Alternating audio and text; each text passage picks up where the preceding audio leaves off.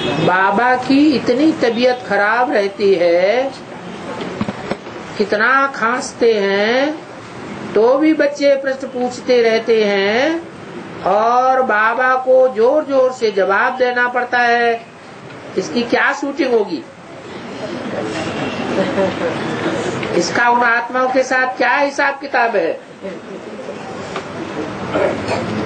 जो आत्माएं प्रश्न पूछती हैं और प्रश्न का समाधान बाबा को स्पेशल उनके लिए मिल जाता है, तो उनको खुशी होती है या दुख होता है?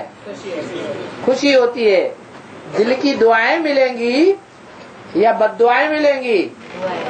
दुआएं मिलती हैं तो खांसी भी क्या होती है? खांसी ठीक हो जाती है या बढ़ जाती है या खत्म हो जाती है? खांसी भी खत्म हो जाती। कितनी बार खांसी खत्म हुई?